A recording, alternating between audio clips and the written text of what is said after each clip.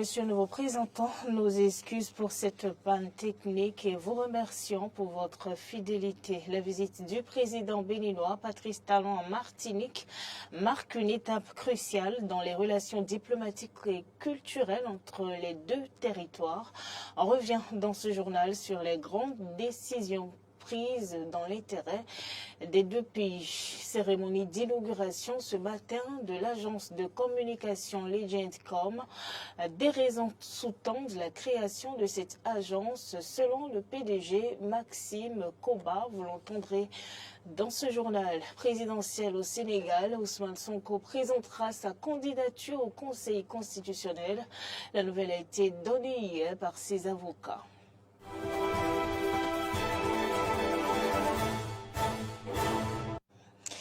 Vous le savez, madame, monsieur, du 14 au 17 décembre dernier, le chef de l'État était en visite de travail en Martinique. Avec son agenda bien établi, le président de la République a assisté à la cérémonie d'inauguration de l'exposition des œuvres béninoises. Il s'est également entretenu avec les diasporas béninoises en Martinique et a également profité de cette première visite qu'il effectue en Martinique pour rappeler au peuple martiniquais l'histoire qui nous lie et qui doit susciter leur envie d'aller visiter ce pays de l'Afrique de l'Ouest qu'est le Bénin. Et dans ses propos, il annonce établir le pont entre Fort-de-France et Cotonou. Suivez plutôt. Le monde entier rêve d'un pays comme le vôtre. Ce serait dommage que ce pays ne soit pas un paradis sur terre pour vous. Mon désir de venir dans la Caraïbe, notamment ici à Martinique, ne date pas d'hier. Mais quelqu'un a su ou a eu le mérite de m'inciter à le concrétiser maintenant, ces jours-ci. Quelqu'un a été le déclencheur de ce pas vers cette terre qui est également la mienne. Je veux nommer Bernard Ayotte. Ma prière est qu'elle suscite quelque chose en vous. L'envie d'aller connaître ce petit pays d'Afrique avec lequel vous partagez tous quelque chose. Ce petit pays d'Afrique qui a reçu ici, en hospitalité, le roi Béhanzin. Je ne me suis pas trompé de mot. Hospitalité. Ceux qui ont vaincu le royaume de Dahomey, qui ont soumis le peuple de Dahomey et qui ont déporté le roi, ce n'est pas d'eux que je parle. Je parle de ceux qui, croisant le roi Béhanzin dans ses promenades, dans la cathédrale, n'ont jamais manqué de lui faire allégeance, de l'applaudir et de lui adresser un sourire. Le roi Béhanzin a vécu l'hospitalité martiniquaise, ici, en détention. Et c'est pour ça que le Bénin, il a été aussi un peu votre roi, n'est-ce pas?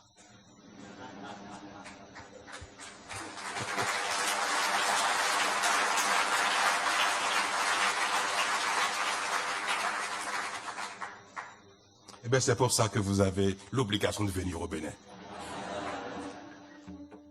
Cette itinérance de l'art contemporain du Bénin en Martinique est un symbole fort et un grand moment de la chaîne des liens intangibles entre les deux pays.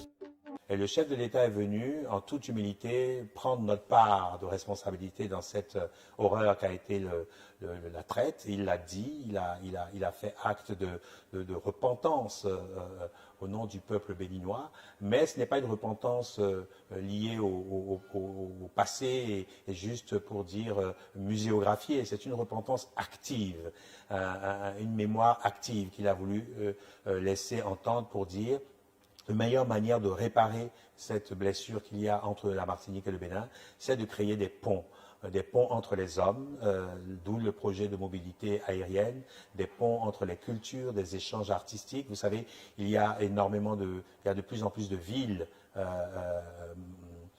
martiniquaises qui sont jumelées à des villes béninoises. Je ne prends l'exemple que la ville des Anses d'Arlé, qui est jumelée avec Huila et où des choses se font déjà.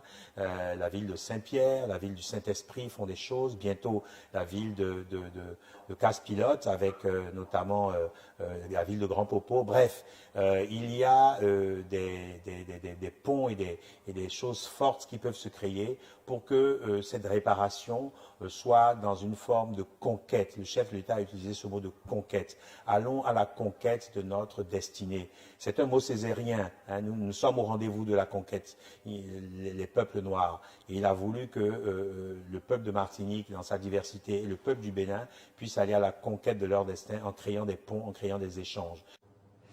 L'agence de communication Legendcom a officiellement ouvert ses portes ce samedi à Kassato. C'est une cérémonie fort simple qui a consacré le lancement des activités de la structure. Coupure de ruban, présentation de la structure et partage des objectifs visés et les raisons derrière la création de cette agence sont les temps forts de la cérémonie. Voici le compte rendu que nous propose Clémence Tonoucoin. L'arrondissement d'Akassato, dans la commune d'Abomey-Calavi, dispose désormais d'une agence de communication professionnelle. Il s'agit de l'agence Legendcom qui a officiellement ouvert ses portes ce samedi. L'ouverture de cette nouvelle agence répond non seulement à un besoin, mais vient aussi combler un vide. Nous avons constaté que dans la commune d'Abomey-Calavi, et en particulier dans Akassato, nous avons constaté qu'il n'y a pas une agence de communication et qu'il fallait essayer d'installer une agence du nom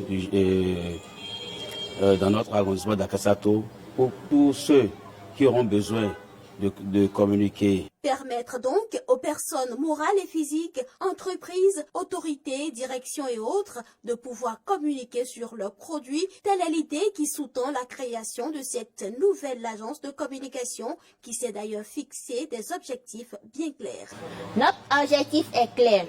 Accompagner nos clients pour leur permettre de faire entendre leur voix dans ce tumulte d'informations, de captiver leur audience et de laisser une empreinte mémorable. Avec pour slogan Legendcom, nous marquons votre histoire. L'agence de communication offre au public tout un éventail de services. Photographie, graphisme, couverture événementielle, impression, pour ne citer que ceux-là. L'agence de communication en fait va apporter tout ce qui est solution en stratégie de communication pour entreprises, personnalités publiques, aux personnes de tout genre, tous ceux qui ont des produits, des entreprises ou des projets à mettre sur place à Calavi. Nous sommes prêts en fait à accompagner ces projets-là.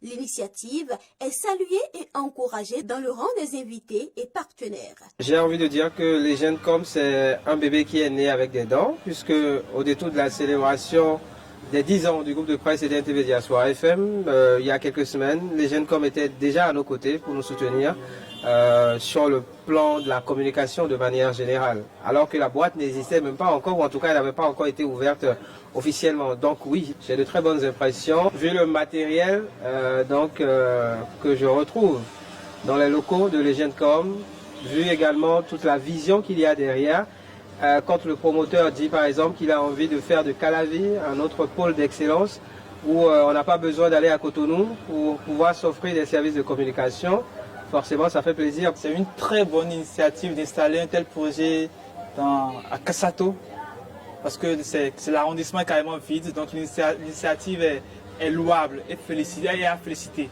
Donc je vais l'accompagner, je vais l'assister et aussi faire la promotion du milieu de l'entreprise autour de moi. Legendcom a reçu les bénédictions du roi d'Akassato et le soutien des élus locaux de l'arrondissement. Le service des sœurs pour la promotion urbaine des oblates catéchistes petites servantes des pauvres en collaboration avec ses partenaires a célébré en différé la journée internationale des personnes handicapées. On fait le point avec Arthur Indo. Le service des sœurs pour la promotion humaine des oblates, catéchistes, petites servantes des pauvres SSPH, en collaboration avec ses partenaires et la Fondation Liliane pour marquer la 28e édition de la Journée internationale des personnes handicapées, se sont inscrits dans la suite logique du plaidoyer de l'éducation inclusive de la petite enfance et ont fait l'option de faire la lumière sur un type de handicap peu connu qu'est l'autisme. Cette journée de réflexion vise à échanger pour sortir ensemble des propositions d'action à mener afin de lever le mythe qui entoure ce type de handicap en vue de réserver un meilleur accueil à nos enfants. Le monde de l'enfant autiste est un thème très évocateur. C'est justement ce thème qui a fait l'objet de panels de discussion et d'échanges. La représentante de la ministre des Affaires sociales trouve que c'est intéressant.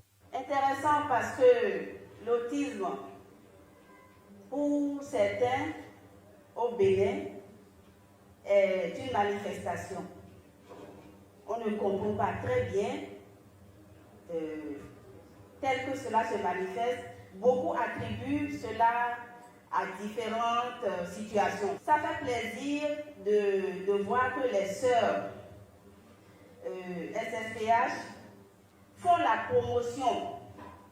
Elles l'ont toujours fait, mais elles font la promotion du thème validé au niveau national. Et c'est une promotion que la Fédération des associations de personnes handicapées du Bénin apprécie à sa juste valeur et a voulu rappeler aux uns et aux autres. Le SSPH œuvre beaucoup aux côtés de la Fédération des associations de personnes handicapées en ce qui concerne l'appui sanitaire, scolaire, en formation professionnelle et j'en passe. Tout ce qui est de la loi portant protection et promotion des personnes handicapées et les décrets qui sont pris récemment. Le SSPH a beaucoup joué une grande partition à travers ces divers plaidoyers de tout genre et ces actions de lobby. La mairie d'Abomey-Calavi a pour sa part compris l'importance que revêt cette journée internationale dédiée aux personnes en situation de handicap. Nous sommes obligés de venir assister toute cette couche qui fait partie aussi d'une frange de la population. Et vous savez, le président Patrice Talon est en train d'accorder vraiment une place très très importante aux personnes handicapées. Juste 2 mots ont caractérisé Dame Sabi Boum, parente d'un enfant en situation de handicap. Je suis d'abord contente et heureuse. Et à l'endroit du SSPH, avec ses partenaires et la Fondation Liliane, elle dira ce qui suit. Je leur dis merci. Merci de tout cœur. Par cette journée, le service des sœurs pour la promotion humaine des oblates, catéchistes, petites servantes des pauvres, en collaboration avec ses partenaires et la Fondation Liliane, viennent ainsi de donner une assurance au sein de la société aux enfants vivant avec ce type de handicap. En dehors du Bénin et toujours sur le continent africain, l'opposant sénégalais emprisonné Ousmane Sonko présentera sa candidature à l'élection présidentielle de février 2024 devant le Conseil constitutionnel. C'est une information donnée vendredi par ses avocats, affirmant faire confiance à la justice face à un État cherchant, selon eux, à l'écarter de la présidentielle. Engagé dans un bras de fer juridique avec l'État sénégalais depuis plus de 2 ans, Ousmane Sonko dénonce les multiples affaires portées contre lui comme des complots visant à l'empêcher de se présenter à la présidentielle. Mi-décembre, un juge avait ordonné sa réinscription sur les listes électorales. Un représentant de l'opposant a quand même affirmé mardi qu'il s'était vu empêché de récupérer les fiches de parrainage nécessaires. Merci, Madame, Monsieur, d'avoir suivi cette édition du journal. Bon réveillon de Noël par anticipation.